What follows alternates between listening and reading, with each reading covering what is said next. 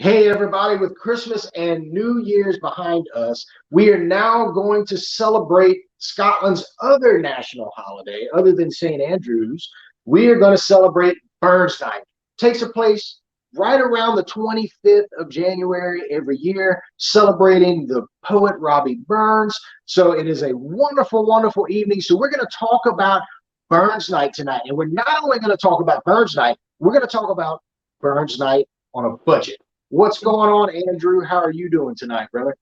I'm doing well. I've been thinking about Burns for a while now, and so it's a fantastic chance to get to chat with you about it. I was going over a whole bunch of the history. I'm getting ready for a Burns night in a couple of nights here in Dallas. The Daughters of Caledonia, they put on a pretty good show, and the tickets are a little costly, and so Yeah. you and I talked a little about this, and some people reached out to me, and I think you separately, and they said, Yeah. "Hey, man, we don't have somebody in this area that's putting on a 300 person get together. What do we do?" And so Exactly. we thought, I don't know, I thought we should get together and maybe talk a little about what Burns Night is, what to expect, what kind of clothes you should expect. I think that's more on your side, and then what we can do to make it a little more personal or smaller, something that's not going to break the bank. Just a couple Yeah. ideas. I've had a few separate people contact me and say, man, we want to go to Burns Night, but it's, $150 a ticket, $200 a Mhm. ticket, $300 a ticket. And it's far away. So we're going to have to rent a hotel. We're going to have to drive or fly wherever we need to go. Then on top of that, we're looking at $200 to $300 a plate tickets. It's just gotten out of control in some areas, and people are looking for alternatives to this. Yeah. And it really got me thinking about everything in general. Um, I had two people contact me this week and say, "Man, look, I'm going to a Burns Night. What's the best way for me to dress? What is the best thing for me to wear?" Yeah. And the first question I asked, whenever they asked me that, was, "Where are you going? Are you going to a $300 plate Burns Night at a hotel? Yeah. A convention center with there's going to be 1,500 people there, or are you going to a small town Burns Night at a pub somewhere? Because that's going to really dictate what you wear." Yeah. You and I have talked about this in the past.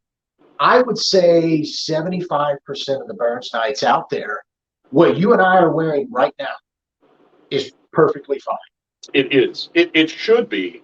I suspect you might see people a little more dressed than that, and I think you had a great answer as to why people would dress up a little further. Maybe a Prince Charlie on a fly plate, even though this is supposed to be not so much a ball, not so much a black tie affair.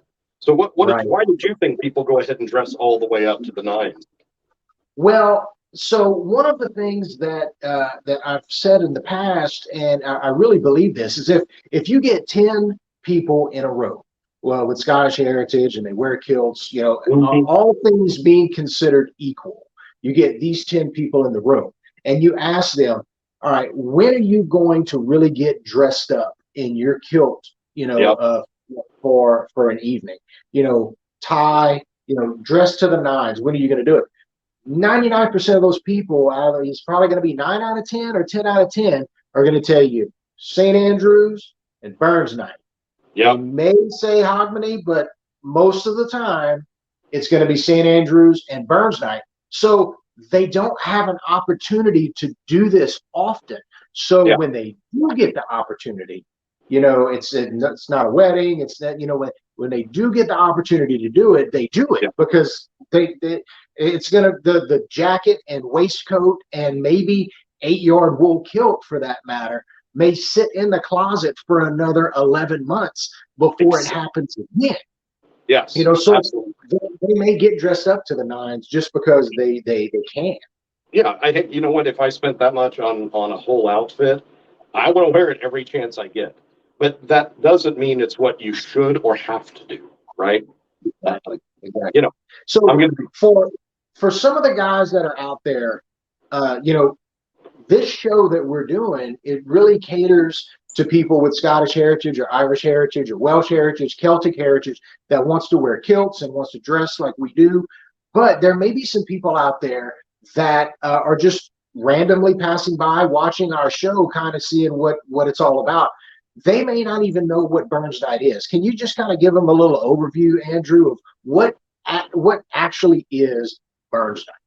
I can. So Robert Burns is the poet of Scotland, and I always use the wrong phrase. I call him the plowshare poet. It's the plowman's poet, and particularly they say that because he was the everyman's poet.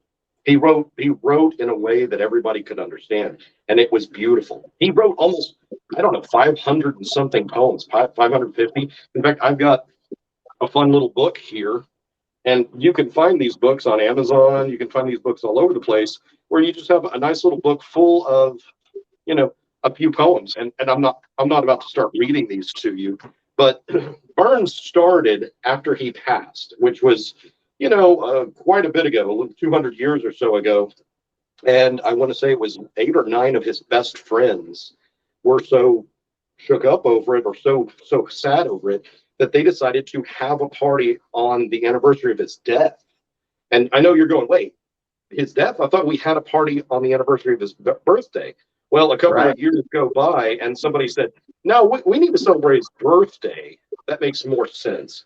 And so Burns Night is now a celebration of the birthday. And, we can share links with you. There are published how-to guides of doing this yourself, where it talks about, you start with the Selkirk Grace, which everybody probably knows or doesn't realize they know, and go look it up, Google it, or something of that nature. Then they'll have the haggis come out, and a piper follows, or maybe 10 pipers, and this is a big affair usually.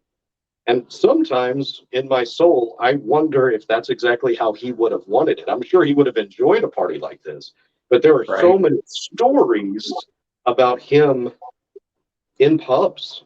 You can almost imagine, as you read some of his poetry, him sitting on, a bar over there at Chili's just writing away, because I think the guy was an everyman's guy, So typically they start out with the Selkirk Grace, and then there's piping in the haggis, and everybody's eating, and then there's Highland dancing, and then there's more piping, and then there's some poetry read, and there's toasts to lasses and laddies, and the king and country and the flag. There's a million things, but I think what you really, really need to do is boil down. If you're going to do something small with, let's say I just live near you, Damian. Where's the closest Burns Night to you? 4 hours away. 4 hours away. If we just lived close to each other, I think we would do well to go to that seafood pub that's just a couple miles from you, isn't it? And that's right. Go sit in the bar with 10 of our best friends, read some poetry. You can do stuff like canned haggis here. I'm not saying it's better than the real thing, but also you're in Louisiana. You've got something a lot like haggis. Hey, we could come up with some boudin real quick in my area, and it would be great. I'm sure our viewers out there are rolling around screaming that that's not okay. But the thing is, even in the address to the haggis, it first starts out with saying that it is the chief of the pudding race, and pudding was his word for sausage.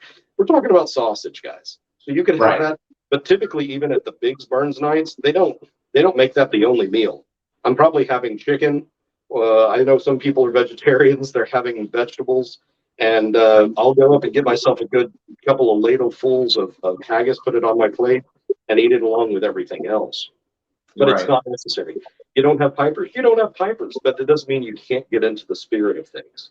So what kind of things would you like to start off with if we were together and we were trying to do a Burns Night?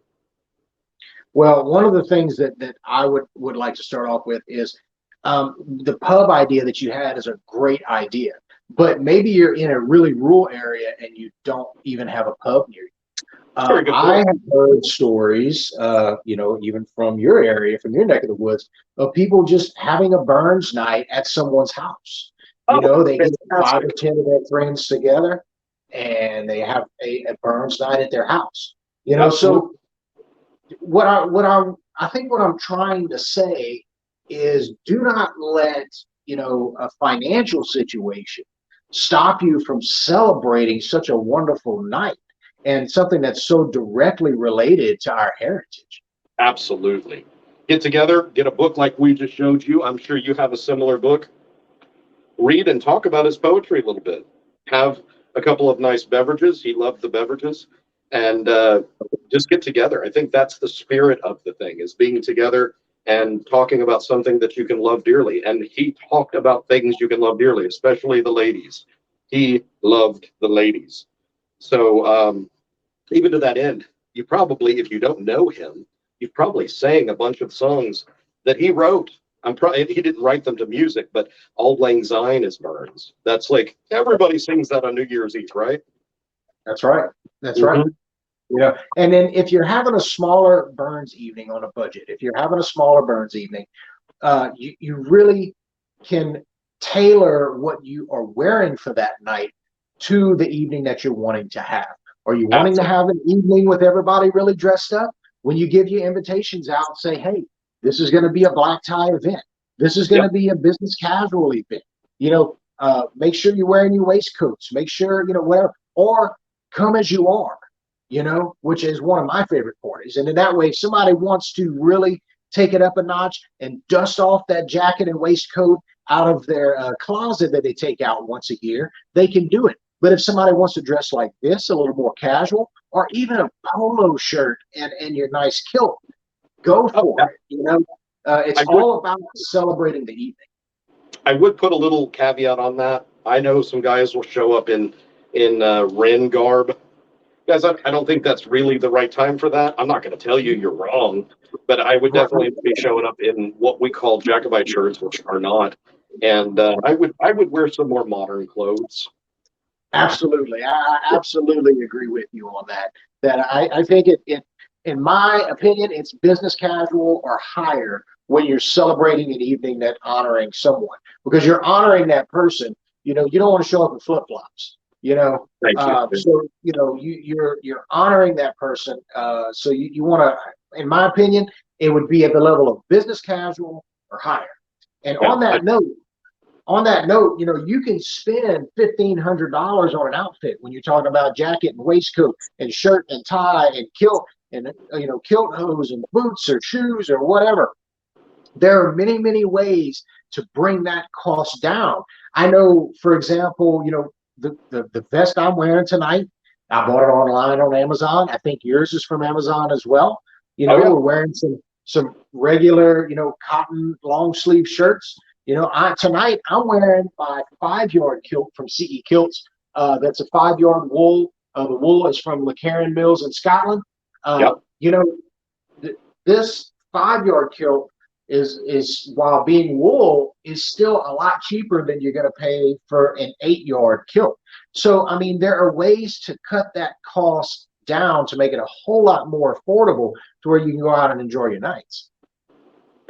I absolutely agree. And I think what we really should boil down to is and reach out to us. We can help you with this. I had a buddy, Ray Lipinski. He wanted to do a personal one last year. And so we did it in his house. There was about 12 of us, or maybe 10. And we still printed out what we should do in, what is the official Burns Night program. And we just found ways to alter that for a house rather than a huge venue, right? And we still did everything we wanted to do and had one heck of a great night. Walked away from the thing with everything you could possibly want. That's awesome. And sometimes those are really the best parties. They You really know, are. I'll be honest. I love going to the Big Burns Night here in Dallas, and it is a great night. But honestly, I'm sitting with 10 people or 8 people at a big table, and there's 200 people around. I'm not going to get the chance to talk with all of them and have great fellowship and find out what's going on in their lives. It's like a table of 30. Do you really get to talk to everybody at that table? Probably not. Exactly. Exactly. You know, So, go out there, folks, have a great time. Enjoy Burns Night coming up here on the 25th of January. If you're doing a Burns Night on a budget, get with 2 or 3 friends, get some help planning it. Find you a nice pub or even somebody's house that you'd want to go hang out at. I tell you what, a Burns Night at my house would definitely end with us sitting around a campfire at the end of the night, probably reading some Burns poetry and drinking some whiskey. I mean, to me, being a country boy like I am, to me, that would be one of the best nights in the world.